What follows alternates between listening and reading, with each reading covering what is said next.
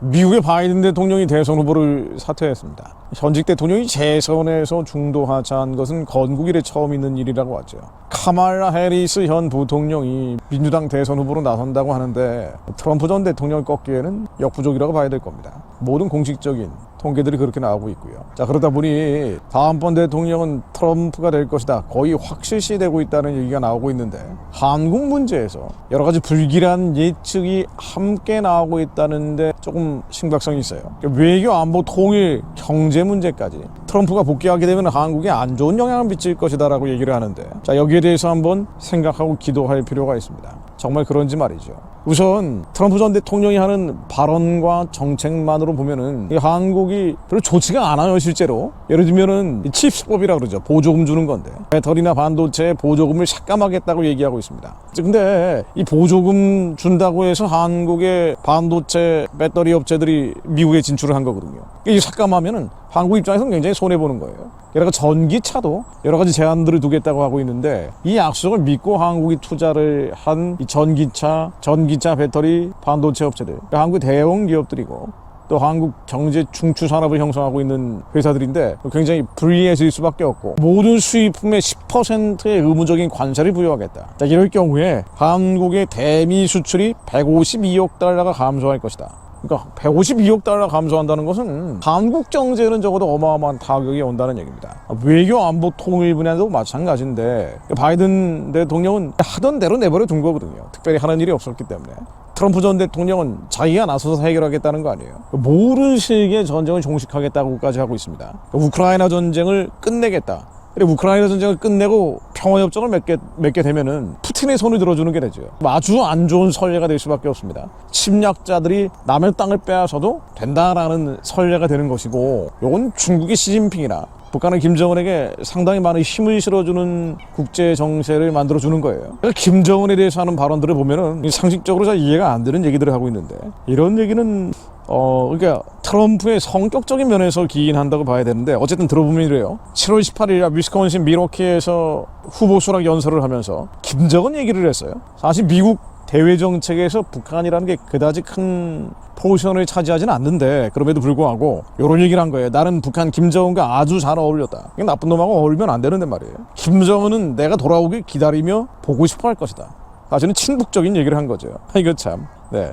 그러면서 언론들은 내가 김정은과 친하다고 이런 말을 할 때 어떻게 그와 잘 지낼 수 있느냐 하면서 싫어하는데, 글쎄요, 핵무기를 많이 가진 사람과 잘 지내는 건 좋은 일입니다 라고 얘기한 거예요. 그와 잘 지냈고 그 결과 북한의 미사일 발사를 막았다. 근데 지금 북한은 미사일 도발을 하고 있다. 바이든을 비판하면서 한 얘기죠.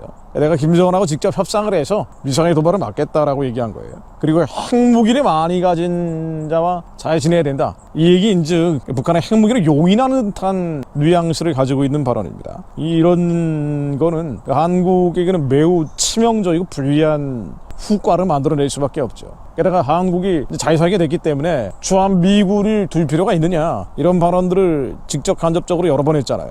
그리고 만일 주한미군을 두게 된다면은 방위비 분담금을 내야 된다. 방위비 분담금을 1조 원 정도 한국이 내는데 3배에서 5배 정도 올리라 그랬어요. 3에서 5조 정도로 내라고 요구를 하다가 바이든이 당선이 된 겁니다. 다시 이 요구를 할 가능성이 많아요. 지난번에 말씀드린 것처럼 한 10배 정도 요구할 것이다 라고까지 예측이 되고 있는데, 실제로는 그 중간에서 협상을 할 가능성, 3배에서 5배 정도 협상을 할 가능성이 있습니다. 자, 이렇게 되면 한국 입장에서는 매우 불리해질 가능성이 있죠. 게다가 한국의 주사파를, 기비성 망령 들린 사람들 말이에요. 정치권에 워낙 많고 언론계를 장악을 하고 있기 때문에 이 사람들이 방위비 분담금 왜 내야 되느냐, 반미주의로 여론을 호도하기 시작하면 한국은 주한미군의 감축 내지는 사실상 철수로 이어질 수도 있는 거예요. 트럼프 시절에 말이죠. 자, 게다가 주변에 있는 사람들 얘기가 상당히 중요한데, 예전에 트럼프 일기 때는 주변에 있는 사람들이 말려가지고 주한미군 철수도 안 하고 한미동맹 해체로 가지도 않았던 거거든요. 자, 그런데 주변에 있는 사람 중에 국무장관 후보로 가장 많이 거론되는 사람이 리차드 그레넬이라고 독일 대사했던 사람이에요. 이 사람이 뭐라 그러냐면은 김정은 트럼프가 만난 것에 대해서 이거 아주 사랑한다, 나는 그 일 자체를 아주 사랑한다, 잘됐다, 뭐 이런 식으로 얘기한 거예요. 나는 트럼프가 김정은과 관여했다는 사실을 사랑했다. 그것이 트럼프가 할 일이다. 트럼프는 그런 일을 해야 된다 라고 얘기하면서 트럼프가 2기 때 많이 말했던 것처럼 미국의 안보 지원으로 혜택을 공유받는 나라들은 자기 역할을 하고 부담을 공유해야 된다. 전혀 변하지 않을 것이다. 즉 한국의 방위비 분담금을 많이 요구할 것이다 라고 언지를 한 겁니다. 미국의 국가안보보좌관을 했던 맥마스터도 바로 엊그제 이런 인터뷰를 했습니다. 이 사람이 트럼프 시절에 국가안보보좌관을 했던 사람이거든요. 트럼프 대통령이 돌아가면 김정은의 핵보유를 인정할 가능성이 많다. 그리고 주한미군 철수 요구를 수용할 수도 있다. 이건 뭐 청천벽력 같은 얘기입니다. 이런 일들이 정말 현실이 된단 말이죠. 이러다 보니까 작년 8월에 한미일 캠프 데이비드 협상이 있죠. 한미일 안보 공동체를 더욱 강화하는 내용들인데 북한과 중국, 러시아에 대한 공동 압박 전선을 펴는 겁니다. 이게 사실상 무력화되거나 휴지 조각이 될 가능성도 예측이 되고 있습니다. 한국에게는 그다지 상황이 만만치 않아질 수도 있다라고 예측이 나오는 거예요. 다만 제가 누차 말씀드렸습니다만은 이런 트럼프의 말이 반복적으로 나오고 있는 것은 우려스러운데 그럼에도 불구하고 트럼프 얘기를 돌이켜볼 때 그가 하는 말과 실제 정책이 달랐다는 포인트를 잡아야 된다고 말씀드렸죠. 그러니까 대통령 한 명의 말이 미국의 대외 정책을 결정하는 게 아니에요. 한국하고 그런 면에서 굉장히 차이가 있습니다. 미국의 종합적인 국가 정신 이런 게 결정을 한다고 봐야 돼요. 그래서 트럼프가 아무리 주한미군 철수나 한미동맹 해체에 대해서 얘기를 한다 그래도 실제로 정책화되지 않았고 김정은과 그렇게 많은 만남을 가졌음에도 불구하고 3번 만났잖아요. 그럼에도 불구하고 북한에 대한 압박, 봉쇄, 제재 정책이 오히려 가장 강했던 때가 트럼프 때입니다. 그렇기 때문에 트럼프의 이런 말을 가지고 크게 요동할 필요는 없다. 불안해할 필요는 없다는 게 객관적인 정답일 거예요. 또 한 가지 트럼프 전 대통령이 김정은하고 만나서 종전선언 평화협정 분위기로 몰고 가려고 했는데 사실 그 배경에는 문재인 정권의 집요한 로비가 있었죠. 이게 수미테리 사건에서 확인되고 있는 것이고요. 그러니까 한국 정부가 계속적으로 종전선언 평화협정 맺게 해달라고 미국 바짓가랑이를 붙잡다 보니까 곤명심에 들떠있던 트럼프가 종전선언 평화협정 겸해서 김정은과 탑다운 방식으로 협상을 하려고 했던 것이 사실입니다. 그래서 한국 정부의 역할이 중요한 것이지 트럼프가 한반도 문제 임의로 일관성 없게 결정할 가능성은 많지 않다고 봐야 됩니다. 게다가 트럼프 전 대통령의 일관된 동북아시아 정책은 반중이에요. 중국을 포위하고 압박하고 봉쇄하는 겁니다. 한국이 만약 여기에 보조를 맞추면 오히려 북한 문제에서는 더 큰 양보나 대한민국 국익에 합당한 새로운 카드를 얻어낼 수도 있는 거예요. 왜냐하면 가장 큰 미국의 대외 전략이 아시아에서는 중국에 대한 압박 봉쇄이기 때문에 그렇습니다. 그러니까 한국이 어디에 서느냐가 더 중요하다는 거죠. 트럼프의 이런 말과 행동이 다른 일종의 미치광이 전략이라고도 부르는데 이런 말에 좌고우면할 것이 아니고 한국의 국익에 따라서 트럼프를 어떤 식으로 설득하느냐가 더 중요하다는 겁니다. 트럼프 전 대통령이 한국의 핵무장에 대해서도 열린 생각을 가지고 있다 그러죠. 굳이 한국에 돈 쓰니보다 한국 너희들이 핵무장 해라 이런 생각까지 가지고 있다는 거예요. 매우 실용적이고 실천적인 생각을 가지고 있다는 겁니다. 결국 이건 역시 한국의 의지로 귀결이 되는 겁니다. 그래서 결론은요, 트럼프 전 대통령이 북한을 해방할 고레스 왕이 될 것이냐 아니냐, 그건 결정된 게 없습니다. 어떤 면에서는 한반도의 심판자가 될 수도 있어요. 한국이 친북, 친중으로 지난번에 문재인 정권처럼 친북, 친중으로 경도되면서 종전선언 평화협정 맺겠다라고 트럼프를 꼬드기기 시작하면 오히려 트럼프는 한미동맹해체나 주한미군 철수 같은 심판자로 올 수도 있죠. 그 결과 문재인 정권 때 한미훈련 중단까지 갔던 거 아닙니까? 트럼프는 오히려 중국에 대한 압박 봉쇄 정책에 한국의 현장 실무자 같은 역할을 할 수 있는 그런 역할을 우리가 감당한다면 북한을 해방하고 구원하는 구원자가 될 수도 있습니다. 그러니까 트럼프는 심판자가 될 수도 있고 구원자가 될 수도 있는 거예요. 요컨대 트럼프의 복귀는 한반도에서 현상 유지라는, 분단도에 있는 남과 북의 현상 유지라는 보조바퀴를 떼는 것이라고 볼 수 있습니다. 이 보조바퀴가 떼어지면 우리는 2바퀴로 더 빠르게 달려갈 수도 있지만 엎어질 수도 있는 거예요. 우리의 선택에 달려있는 겁니다. 한국 사람들의 선택에 달려있는 거예요. 이 한국 사람들은 한반도에 있는 한국 사람들뿐 아니라 전 미주에 있는 한인들 다 포함되는 거예요. 그러니까 한인들이 이 민족을 향한 부르심을 어떻게 감당할 것인지 분간하여 알고 그것을 위해 어떻게 기도하고 어떻게 행동하느냐에 따라 달라지는 겁니다. 결정적으로 여기에는 교회의 역할이 중요합니다. 교회의 기도의 방향성이 세상을 바꾸는 거거든요.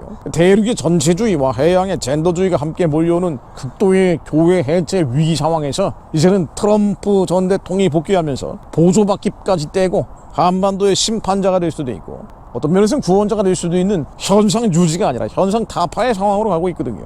그래서 교회가 어떤 방향으로 기도하고 어떤 방향으로 국민들의 마음을 움직이냐가 결국 미래를 결정하는 것이라고 봐야 됩니다. 그래서 이런 때일수록 교회는 정확한 방향성을 가지고 기도해야 됩니다. 어떤 방향성을 가지고 기도해야 됩니까? 북한의 해방과 구원이에요. 중국에 대한 압박과 봉쇄입니다. 2천만 북한 노예동족들을 해방하고 구원하는 것뿐 아니라 14억 중국인들에게 자유와 인권, 민주주의가 들어갈 수 있도록 기도하는 겁니다. 구체적으로는 북한 인권에 대해서 얘기를 해야 돼요. 기독교인들이 얘기를 해야 됩니다. 거룩한 방파제가 거룩한 파도가 되어서 이제는 평양을 지나 북경까지 쓸 수 있도록 기도해야 됩니다. 온갖 인본주의적인 젠더 쓰나미 앞에서 어떻게 성경적인 세계관을 우리 다음 세대, 미래 세대에게 인입시킬 수 있을 것인지 요걸 고민하면서 교육하고 훈련시켜야 됩니다. 이 모든 걸 위해서 북한의 해방과 열방의 해방을 위해서 우리 안에 북한과 열방, 어둠과 흑암의 진들이 예수 그리스도로 다 깨어질 수 있도록 진정한 회개운동이 일어나야 되죠. 교회가 할 일이 너무나 많은 데입니다. 정말 중요한 것이 무엇인지, 이 시대가 어떤 때를 가리키고 있는지 한국교회, 한민족교회가 분별할 수 있도록 먼저 깨어난 자들이 중보해야 됩니다. 우리의 자녀들을 위해 울 때 이 시대를 분별해야 될 때입니다. 누가복음 23장 27절로 또 백성과 및 그를 위하여 가슴을 치며 슬피 우는 여자의 큰 무리가 따라오는지라. 예수께서 돌이켜 그들을 향하여 가라사대 예루살렘의 딸들아 나를 위하여 울지 말고 너희와 너희 자녀를 위하여 울라. 너희와 너희 자녀를 위하여 울라. 보라, 날이 이르면 사람이 말하기를 수탱을 못하는 이와 해산하지 못한 배와 먹이지 못한 젖이 복이 있다 하리라. 어쩌면 한반도에 큰 어려움이 올지 모릅니다. 이건 한민족 전체에 어려움이 온다는 것을 의미합니다. 하나님, 심판의 칼끝 뒤에 저희들이 서 있다 할지라도 회개하고 자복하고 통회하는 자들에게 주님은 마지막까지 기회를 주시는 분임을 알고 있기에 진정한 회개운동, 통회하고 자복하는 운동, 자기를 부인하고 십자가를 지는 운동, 우리 옛사람의 정과 욕심을 번제단에 완전히 태워버리고 주님의 선하고 기쁘고 온전하신 뜻을 분별하여 알며 하나님의 뜻이 하늘에서처럼 이 땅 가운데 이루어질 수 있도록 기도하는 운동이 일어나게 하옵소서. 하나님은 도적질하고 죽이고 멸망시키는 영이 아니게 복에 복을 더하며 번성케 하고 번성케 하시는 영, 우리의 아버지이심을 알고 있기에 절망적인 현실을 보면 낙심하는 것이 아니라 이제 끝났어, 망했어라고 포기하고 달아나 버리는 것이 아니라 강하여 용명을 바라는 자를 되어 지혜로운 자가 되어 많은 일을 옳은 대로 돌아오게 하는 하나님의 착한 일을 마지막까지 감당하게 하옵소서. 한국교회, 전 세계에 흩어져 있는 한민족 교회 가운데 진정한 회개운동, 통회하고 자복하는 운동이 일게 하시며 세상의 헛된 속임수와 초등학문을 따라가는 거짓 회개운동이 아니라 하나님의 착한 일들을 감당하기 위해 우리와 우리의 자녀들을 위해 우는 자들이 들불처럼 일어나게 하옵소서. 온 열방의 민족의 기도재단이 일어나게 하옵소서. 북한을 해방하고 구원시켜달라고, 2천만 우리 동족 노예들 살려달라고 기도하는 자들이 일어나게 하시어 위기가 기회가 되게 하시며 트럼프 전 대통령이 복귀한다 해도 하나님의 거룩한 채찍으로 그를 하나님의 신실한 도구로 사용될 수 있게 하옵소서. 예수 그리스도의 이름으로 기도드립니다. 아멘.